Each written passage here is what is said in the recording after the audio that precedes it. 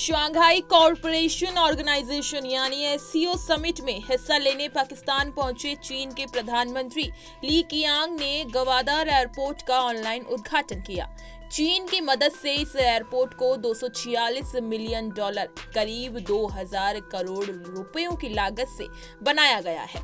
इससे पहले चीन की मदद से बने ग्वादर बंदरगाह का उद्घाटन भी हो चुका है। आइए इसी बहाने जान लेते हैं कि उधार और हथियार देकर चीन किस तरह से पाकिस्तान को अपने जाल में फंसाता जा रहा है। दरअसल पाकिस्तान में चीन आर्थिक गलियारा विकसित कर रहा है। इस चीन पाकिस्तान आर्थिक गलियारा यानी CPEC कहा जाता है।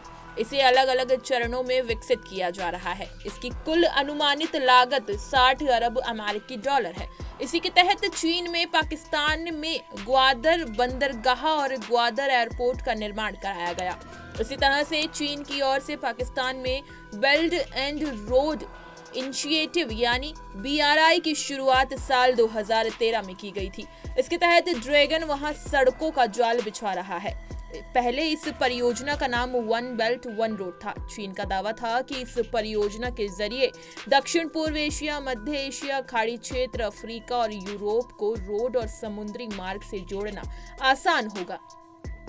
असल में इस परियोजना से पाकिस्तान होकर चीन इन क्षेत्रों तक अपनी पहुंच सुदृढ़ कर रहा है। हालांकि चीनी आधिपत्य ज्यादा झलकने पर वन बेल्ट वन रोड का नाम बदलकर BRI कर दिया गया है। इस परियोजना में अकेले चीन की भागीदारी 890 बिलियन अमेरिकी डॉलर है। मदद के नाम पर पाकिस्तान को आर्थिक गलियारा और BRI के जरिए घेर चुका चीन उसे कर्ज के गहरे दलदल में भी धकेल चुका है। इसी साल फरवरी में आई एक पाकिस्तानी थिंक टैंक की रिपोर्ट के अनुसार चीन के 12.27 लाख करोड़ रुपए का कर्ज पाकिस्तान पर बकाया है। वहीं मीडिया में आई एक रिपोर्ट की माने तो साल 2016 में पाकिस्तान पर जहां 7.6 बिलियन अमेरिकी डॉलर का कर्ज था, वहीं साल 2022 में बढ़कर ये 26.5 बिलियन डॉलर पर पहुंच गया था। चीन दूसरे देशों को जितना कर्ज देता है उसमें केवल पाकिस्तान की हिस्सेदारी 57% है।